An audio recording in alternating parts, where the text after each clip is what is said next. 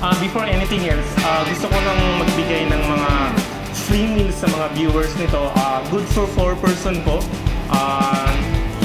Kung paano manalo na bigyan ng chance makakain dito ng libre for 4 person, panoorin lang po full dito ba, Veto? It's up to you. Basta huwag mo lang gagawin B yung B. Okay, so Vito Pizza, it's a drive forward means rejection. Well, bakit ginamit yung rejection pagkain yan? Rejection siguro po nakaranas na kayo ng rejection noon kaya nagkaroon kayo ng idea ng Veto para makamove on. Actually, part ng buhay yan. Yung Vito.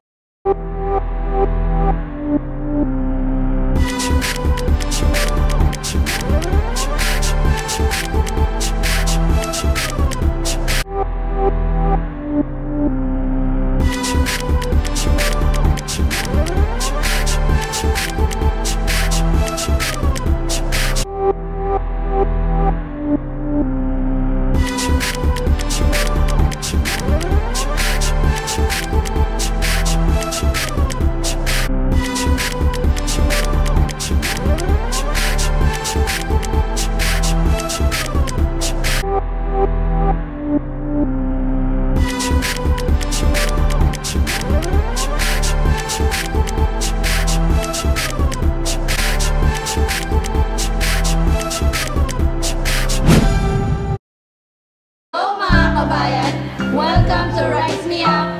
We are located at Alanar Building in front of Borjaman Metro Station Exit 1. We are open from 8 a.m. to 11 p.m. daily.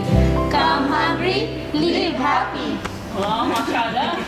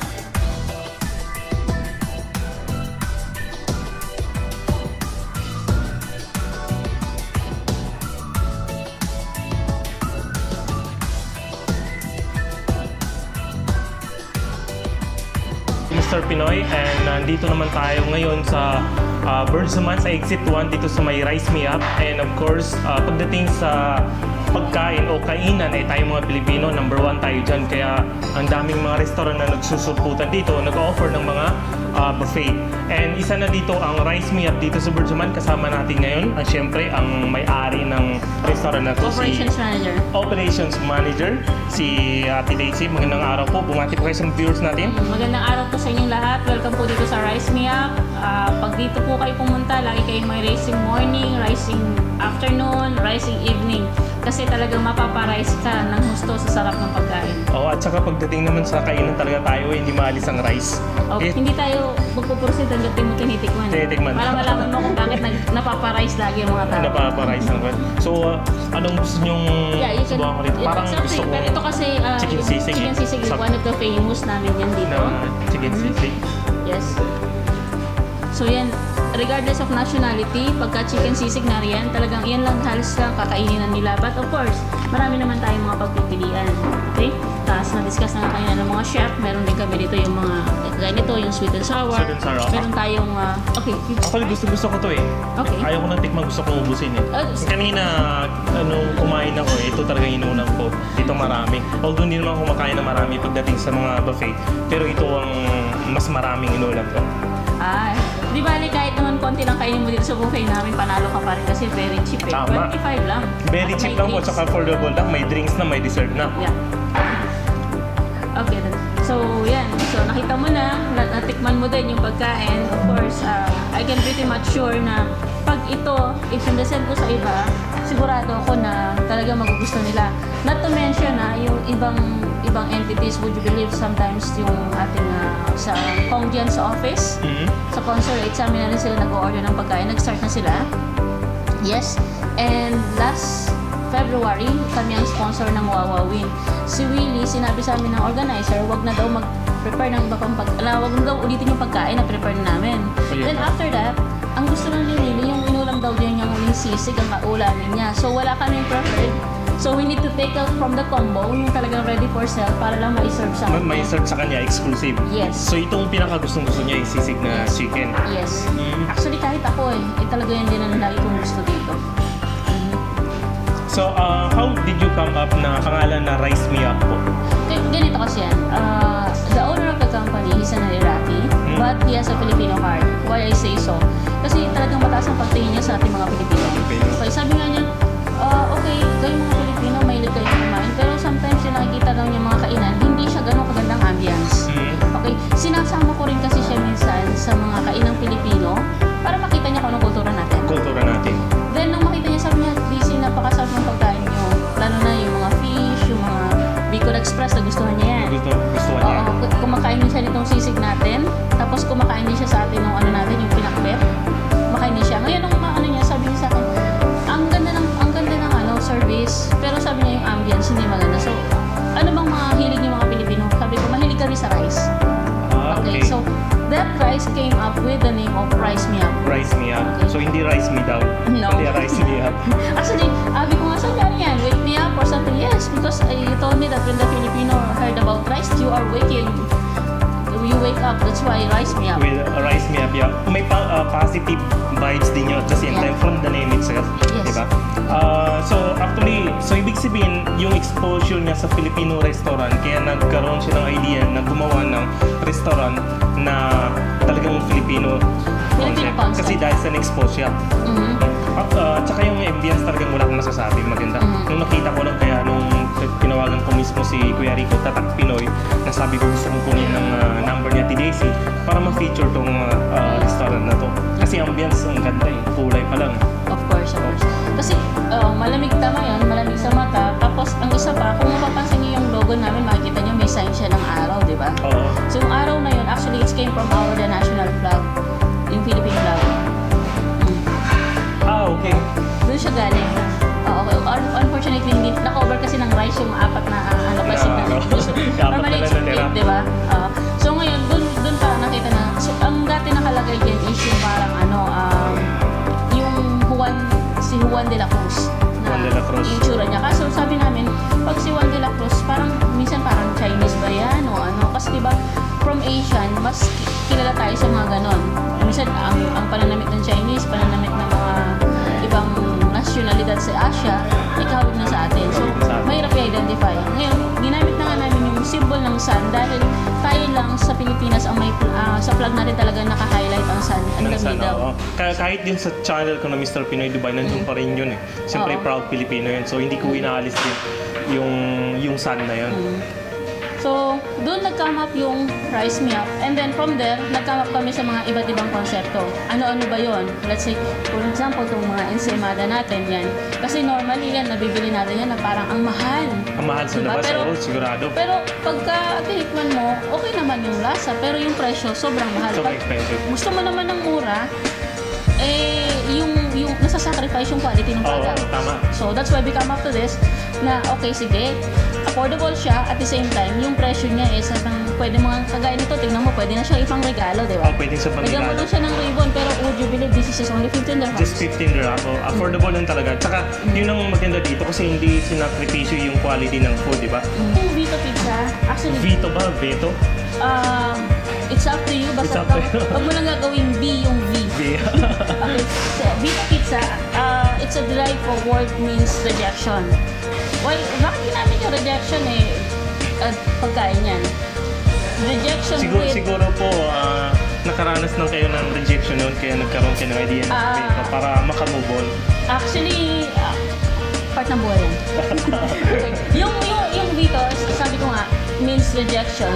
But kung titingnan natin yung literal na meaning niya. But then, what does connotes it? Una, rejecting the less quality. Rejecting yung less ng service. So, doon sa Vito, nagkamap kami dahil gusto namin ang ating tayong mga Pilipino, parang mahilig tayo sa rice, tama?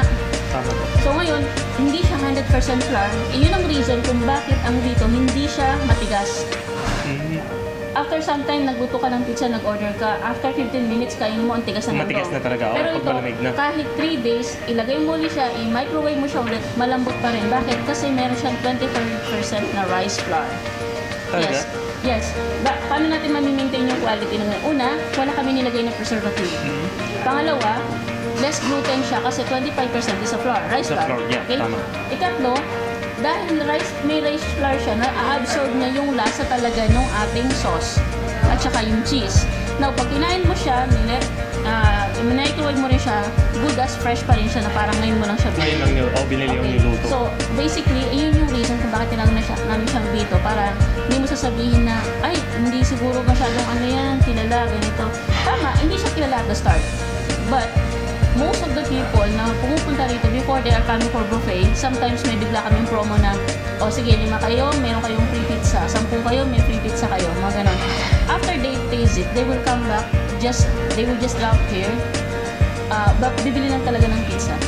Kaya nga, so ang pinaka-main point doon, although the name itself is Veto, parang rejection, pero wag po ninyo siyang judge na dahil Veto siya, na yung quality wala. So subukan po ninyo para malaman nyo talaga kung gaano kasarap yung pizza dito. So kasama ng pizza, meron din po kayo mga coffee na ino-offer dito. Oo, meron din kami yung cappuccino, latte, americano, meron din yan, espresso. Opo. Meron kami yan. Yung sa ambience po ninyo, what is the good thing here is, yung bang aside from sa maganda sa paningin at saka at the same time informative. Nabasa ko po yung mga when it comes sa mga coffee, ano bang mga advantage ng pag yung mga taong uminom ng kape. When it comes to events and sponsorship nga po pala, kasama natin si Shiny Lynn para mag-share ng information about that. Shiny Lynn, bumati ka sa mga viewers natin. Hello po mga kabayan, RRC. Good afternoon. Welcome po sa Rise Me Up. Visit niyo po yung shop namin. Dito lang po within the Burjuman area, exit 1 sa may Khalid Al-Atar building po siya. With regards po sa mga events, sa mga booking, mga birthdays, mga weddings, nag-accommodate din po kami niyan. Bali, dito po, you can have your own menu po.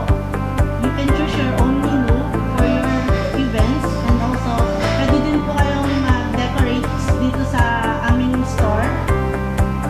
And then for the minimum time, Minimum of 30. Okay, Miss Rose, bumati ka muna sa viewers natin. Hello, good afternoon po. Welcome po tayo sa Rice Me Up Coffee Shop po. Dito po sa Al-Atar Building. As she said po, mag-booking po kami dito sa Rice Me Up. Minimum of 30 person. Ang privilege po namin is dito po first. Meron po tayong menu choices. We'll give you the menu. If everyday menu namin wala din yung gusto nyo, we can make Customize. customize po para po sa inyo, and yung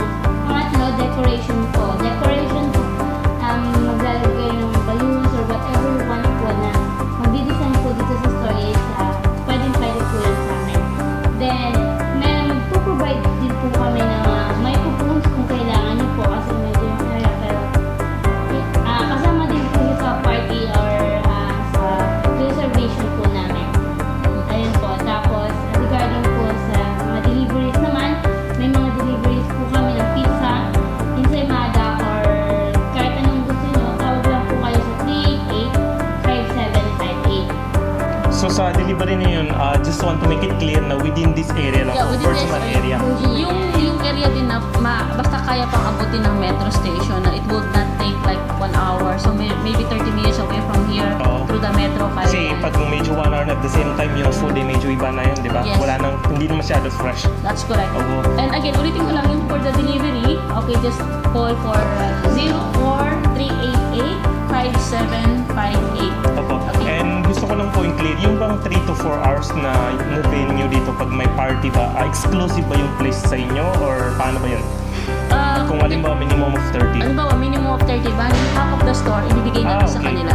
So, yung pinakamagandang spot sa store ang bibigay namin. Ngayon, kung halimbawa, ang number nila is around 70 people, then we are willing to close yung store namin depending yun sa oras naman nila. Kasi syempre, we need to be compensated doon sa oras na masasayang. Oo, tama. But to be honest with you, weekdays, wala tayong masyadong issue. Weekend talaga. Yung pa naman yung mga busy talaga eh. Pag F&B, yan talaga. Yes, nag-overlap nga minsan yung schedule, but then we're trying to do our best na maayos yung schedule para naman ma-enjoy ng lahat na nagpapabook dito yung venue at the same time yung mga pagkain. I just wanted to connote, no? Before, sabi nila, pag yung pwesto daw namin na to, hindi daw pupuntahan ng tao kasi nga medyo tago eh. Tama? Kasi paglabas mo ng exit 1, saan na ba dito yung Rise Me Up? Okay? So ngayon, I'm happy to say that nagiging tambayan na rin tong area namin. Una. Pangalawa, siguro dahil sa pagkain at ang pinaka-importante kasi yung service eh. Diba? Kahit na pagod na yung mga staff, makikita mo pa rin umingiti sila, nagsiserve pa rin sila. Yung iba nga, madalas nag-extend lang para just to help out the customer. Yun yung masasabi kong edge namin among the rest. Kasi yung iba mga 25 dirhams sa buffet, minsan yan, may nakita ko dyan sa'yo. I will not mention the exact place, but the area, Riga area, nakita ko 21, 23 dirhams. Pero nang tinikman ko, 3 lang yung choice ng ulam. Okay? Tapos, yung ano pa, medyo yung quality ng pagkain, medyo na-deprive tayo. So, yun yung main reason kung bakit ang Rise Me Up ay nabuo ng ganito. Cheap ang presyo niya, pero ang pagkain, hindi presyong 25 na talagang masasabi mo na you are willing to pay more just to come back. Yung sabi ko bilang customer nung una akong mapunta dito, sa labas pa lang, pagpasok mo ng entrance, talagang yung entrance pa lang usually pag pupunta tayo sa restaurant, first impression last, di ba? Correct. So pag nakita mo ang ganda ng lugar, parang nakikurious ka na yun to try na ano bang meron sa lugar na yan. Kaya yun ang naging reason na naisipan kong bumalik dito at syempre ma-feature tong restaurant na to. Kasi gustong gusto ko. And by the way, for those who want to have booking for the birthdays, weddings, baptismal, baby shower, or bridal shower, so any events that we can accommodate here, just please contact us again at 04388-5758. You can be in touch with Miss Shiny Lynn, ang ating store supervisor, or with Miss Rose, ang ating store manager. Kasi most of the time sila ang nandito. Ako, lagi lang ako nandito sa likod eh. Sa likod, support team. Yes. So, open po ito, anong oras ng umaga? From 8 o'clock in the morning up to 11 o'clock in the evening during weekdays, and 8 o'clock in the morning to 12 midnight weekend. Pag-weekend. So, nag-extend para mas maka-accommodate ng maraming kababayan natin dito. Then, additional information na nag-serve din po kami ng mga bulk orders. Kasi yung mga customers namin talagang nagtatanong sa amin kung may bulk orders kami. Nag-serve din po kami. Punta lang po kayo dito sa store para sa mga details po ng bulk order namin at sa mga prices namin po. Welcome back to my channel, Mr. Pinoy Dubai. And ngayon naman kasama natin ng mga chef dito sa may Rise Me Up, dito sa may exit 1 ng Bergman Metro Station. Of course, bagong lahat, bumati muna kayo sa mga viewers natin. Pakilala kayo muna. Hi, good evening. Good evening mga kabayan. Kami po from Rise Me Up. Nanya po kayong kumain dito. Tulakan po kayo 25 Hello, good evening. I'm Adrian Cesar dito po sa Rise Me Up. At inanyan ko po ang lahat na bumisita po sa aming store at sigurado po ako na mag-enjoy po kayo. Come hungry and live happy. Tama yan. Actually, yung nabisita ko po itong Rise Me Up before 1 week ago. So, nagustuhan ko lang yung ambience kaya kinausap mismo yung may-ari para ano to, ma-feature tong restaurant na to. So, when it comes sa mga pagkain pala na piniprepare nyo dito, ano to, yung mga pagkain ba usually araw-araw pareho or paiba-iba din? Actually, every day, with the different dishes. Everyday different dishes. Every day yun. Except lang dito sa chicken sisig namin. Kasi siya yung talagang binahalisay lang namin. So isa siya sa mga best seller na araw-araw. Actually, tiniman ko rin kanina eh. Gustong-gusto ko eh. Tapos ito, I think masarap din to eh. Ano po to? That is sweet and sour fish fillet. Sweet eh. Kaya pala yung yan ang naubos kong ulam kanina eh. So, Kaya pure na ginawa po dito at saka yung mga ingredients po ginawa po talaga. At saka itong ingredients na ang pandesal po namin sir wala po itong itlog. So kaya kakaiba po yung pandesal namin. At saka talagang manamis-namis siya. At saka pag natikman nyo po ay hanapan-hanapin po talaga. so talaga, pero nandiyan pa rin yung Filipino touch. Opo, kasi ito po talaga at saka available ito sir umaga hanggang gabi. Umaga Dito hanggang sa gabi, Rice which Snack. is usually pag mga pandesal sa Pilipinas eh pang umaga lang, di ba? Opo. So pero dito, available for siya opening hanggang Hanggang closing. gabi. Yes. Midnight. Masarap tong kasamang may kape Yes sir. or cappuccino latte. Available din yun dito, di ba? Available. Tama? Coffee sa amin. Sir, masarap po yan sir. Pag natikman nyo po, sigurado pong makakalimutan nyo po yung pangalan nyo po. Hindi pwede yan. Yung pangalan. Hindi ko kalimutan yung pangalan namin. Makakalimutan ko na lang kung saan ako, sang lugar to, wag lang yung pangalan. Usually mga food na piniprepare nyo araw-araw, ano yung mga usual na nakikita natin? Yan, gaya ng chicken sisig. Actually, meron kaming 6 variety na. Pero ginagawa namin dalawa-dalawa. Kaya sa pag-beef, lagi kaming dalawa-dalawa. Tapos chicken, dalawa minsan. Tapos meron kaming noodles, meron kaming salad, soup, dessert na rin. At yung drinks natin kasama na rin. So actually, ang pinaka-gusto ko dito, cheap man yung price, aside from the good ambience, tinikman ko rin yung pagkain. So kahit 25 lang, nandun na yung main at saka dessert at saka yung drinks. Unlimited na yun. So para sa akin na medyo hindi masyado kumakain ng sobrang marami, tamang-tama lang tong budget na to, 25. Affordable lang. Tama? Marami ka pong matitikman doon sir. Marami kang matitikman. At saka, meron din po kaming bibingka, sir. Meron din sa bibingka may 4 na klase po kami. Okay. Meron po kaming overload, which is marami po siyang salted egg. Best seller namin yan, sir. At yan po yung gustong-gusto ng mga Pinoy talaga dahil doon sa Pilipinas, hinahanap nila yung mas maraming salted egg. Meron din kaming cheese mac, sir. At yan ay walang salted egg pero may cheese lang po. Grated cheese sa taas. At yung original po ay yung sinasabi, sir, talaga na matitaste mo yung sweetness ng bibingka, yung konting salted egg with cheese at the top also. So yung bibingka isa ito alam ko sa mga pagkain na talagang hinahanap-hanap ng mga kababayan natin, di ba? Yes, sir. So sa mga viewers dyan na nanonood nito, ulitin ko ang lugar po na ito ay nasa Exit 1 ng Borjoman Metro Station. Diretso lang po pagka konyo at ano pangalan ng building? Alatar Building sa, hindi po sa Karama, Alatar Building po, nasa may Exit 1 ng Borjoman Metro Station. So Meron din po kami ditong Vito Pizza sa Rice Me Up. At pag matikman nyo po itong pizza talaga namin, talagang kakaiba ang lasa nito. Panlasang Pinoy at panlasang yung pwede din sa ibang lahi. At marami kaming mga iba't ibang klaseng pizza, katulad ng Hawaiian pizza, pepperoni pizza, margarita pizza, Alfredo pizza, black and olives, at vegetable pizza, at marami pa pong iba. Special ensaymada. Ang naming ensaymada po ay dalawa po ang flavors nito, ube and cheese. At ito po ay talagang pag natikman nyo po ay napakalambot po yung dunya. At siguradong i-enjoy nyo po ang pagkain ng special ensaymada na ito. Made from the Philippines. At siguradong magugustuhan nyo po. Sarap po talaga siya. magkano naman yan? Kaya ba natin yan? Itong isang box, sir, kaya po, affordable price po, only 15 dirhams po. Itong isang box, 12 pieces po siya, bali iba't ibang flavors. At meron din po kaming 8 pieces, ito po ay 10 dirhams lang po. 10 dirhams. So talagang affordable lang yung price niya. Opo, opo sir. At Masarap na siya. masarap po at saka marami itong mga bumibili at saka kayang-kayang bulsa ng kayang-kaya Kayang-kaya ng bulsa. ng bulsa ng mga tao. Oo. At saka marami pong mga deliveries kami, sir. I'm hungry, eat happy. Naman, keep happy. Ayun yung ano natin eh. English po yun, ha? Opo.